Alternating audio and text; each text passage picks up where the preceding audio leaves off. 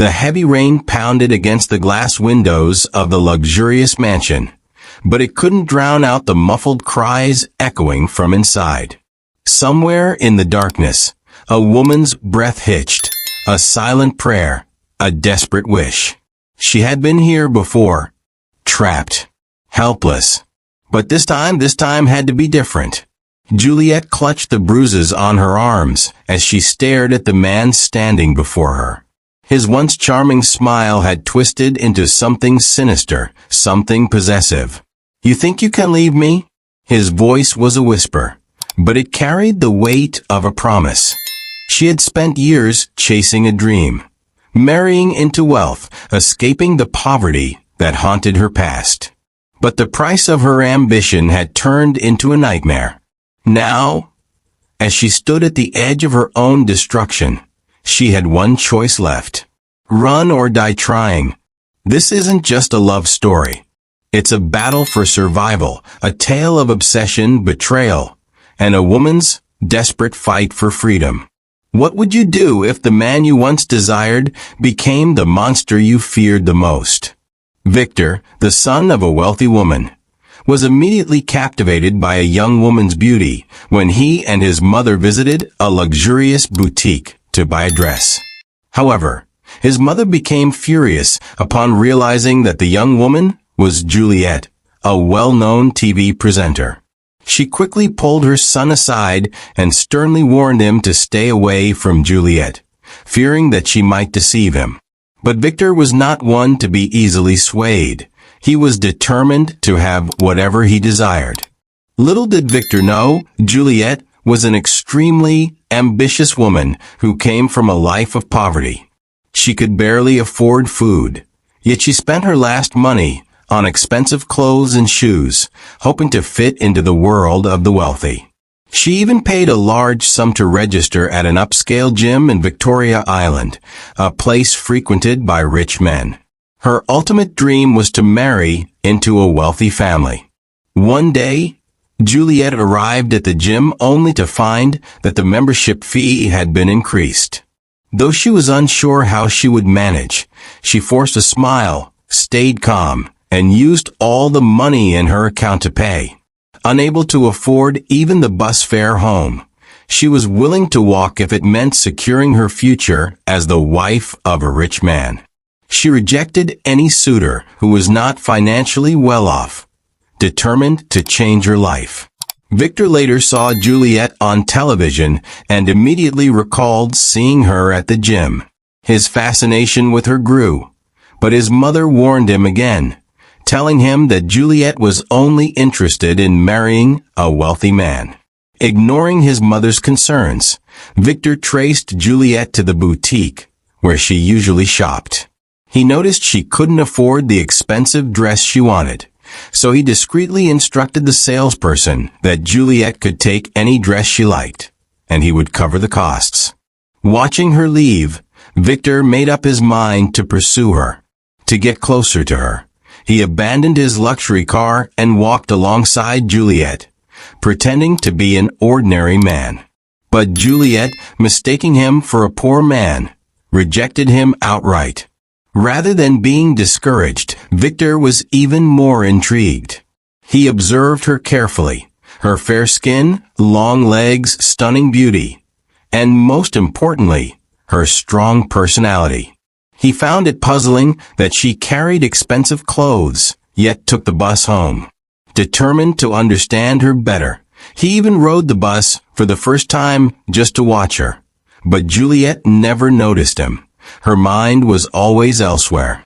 One day, Juliet saw Victor stepping out of a luxurious car and immediately took notice. She asked her colleagues about him and discovered that he was incredibly wealthy. Without hesitation, she approached him and asked him out. To her shock, Victor revealed that he had come to her office specifically to pursue a relationship with her. Overjoyed, Juliet felt like she was finally on the verge of marrying into a rich family. That evening, Victor called her again and assured her that she no longer needed to work hard. She only needed to love and rely on him. He promised to marry her by the end of the year. Hearing this, Juliet was ecstatic. As the wedding approached, Juliet cut ties with her own family, fearing that her mother-in-law's disapproval of her poor background would jeopardize her position. She instructed her mother never to visit or come near her. Meanwhile, Victor's mother secretly ran a background check on Juliet and was deeply displeased with what she found. She tried to persuade her son not to marry Juliet, but Victor refused to listen. Despite his mother's objections, the wedding took place. After marriage, Juliet refused to be physically intimate with Victor, and they slept in separate beds. Though Victor remained loving and gentle, constantly expressing his affection, Juliet never reciprocated his feelings. Whenever he told her he loved her, she would only respond with a cold, "I know." Victor longed for mutual love, but Juliet remained distant. Victor's mother grew increasingly frustrated as she watched Juliet indulge in extravagant shopping sprees, flaunting her lavish lifestyle on social media. One day, Juliet was shopping when her biological mother approached her. Without hesitation, Juliet warned her never to look for her again. Her mother, sick and in need of money for treatment, pleaded for help. Juliet coldly threw a bundle of cash at her and told her to leave immediately. Meanwhile, Victor's mother issued an ultimatum. If Juliet did not conceive within a few months, she would be thrown out of the family. Panicked, Juliet visited a doctor, who assured her that she would conceive quickly if she reunited with her husband. However, before she could act, tragedy struck. Victor was involved in a terrible accident and fell into a coma. Rushing to the hospital, Juliet was shocked to see Victor lying motionless. The next day, her mother-in-law handed her a blank check and ordered her to write any amount she wanted, on the condition that she leave Victor for good. Juliet thought about it briefly, then greedily accepted the check, packed her belongings, and left. She returned to her mother's house, seeking forgiveness. Years later, Juliet found herself struggling financially again due to her reckless lifestyle. She turned to her friend Farida, who had always advised her to change her ways, but Juliet never listened. Desperate for another wealthy suitor, she was eventually introduced to a rich man named Charles. From that moment on, her life took another turn, a turn she never expected. The first scream was muffled by the thick walls of the luxurious Ikoyi mansion. The second, a desperate cry for help, was drowned by the sound of heavy rain pounding against the windows. By the third, Juliet had given up. She knew no one would come. No one ever did. It was another night of horror at the hands of her husband, Charles, a wealthy businessman with a smile that could charm anyone by day, but a darkness that consumed him by night. His jealousy, his rage, his need to control her, Juliet had endured it all for years. She learned that he didn't really care about her. He just wanted someone who looked like his mother, so he never hit her in the face. But tonight, as she lay on the cold marble floor, her body aching from his brutal assault, she made a decision. She was going to disappear. Forever. To the outside world, Juliet was the perfect wife. Beautiful, obedient, and always dressed in the finest clothes Charles personally selected for her, down to her underwear. He controlled every part of her life, keeping her locked in their mansion, monitored by surveillance cameras and bodyguards. She wasn't his wife, she was his prisoner. She had tried to escape before, but Charles always found her. His influence reached every corner of Lagos. His money and power ensured no one would ever help her. But tonight, she would not fail. She had one last chance, and she was willing to risk everything. Juliet pretended to visit her sick mother at a hospital in Victoria Island. Under the watchful eyes of Charles's guards, she walked inside calmly. But once she entered, she slipped out through the back door, running as fast as she could. Her best friend, Farida, was waiting for her outside in a car. "This is your chance, Juliet. Let's go." But before they could drive off, Juliet's nightmare caught up with her. Charles had found out. He stormed into the hospital and raged, and when he didn't see Juliet, he immediately guessed where she was. Meanwhile, as Juliet arrived at Farida's house, a sudden realization hit her. She had escaped, but her sick mother was still in Charles's hands. Guilt consumed her. She had abandoned her mother once, and now she was doing it again. Unable to shake the feeling, she called the hospital where her mother was being treated. The news she received sent a chill down her spine. Her mother's condition had worsened. Panicked, she rushed to the hospital, unaware that it was all part of Charles's plan. Breathless, she ran into her mother's room. Seeing her mother safe, she let out a sigh of relief. But just as she started to relax, Charles appeared. He had been watching, and he had been waiting. The moment Farida stepped away to use the restroom, Charles entered. His eyes darkened as he spotted Juliet laughing with Farida's husband. Jealousy consumed him. His anger exploded. Without a word, he grabbed Juliet and dragged her out of the room. Leaning close to her ear, he hissed, "You dare betray me, Juliet?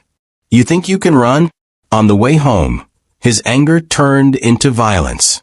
He accused her of being unfaithful, of planning to run away with another man. No amount of pleading could change his mind. By the time they reached the mansion, Juliet knew what was coming. As he rolled up his sleeves and removed his watch, she closed her eyes and braced herself for another brutal beating. The next morning, covered in bruises, Juliet made up her mind. She had to escape for good. That evening, she saw a news report about a famous plastic surgeon, Dr. Femi, who was known for transforming faces. A daring idea formed in her mind.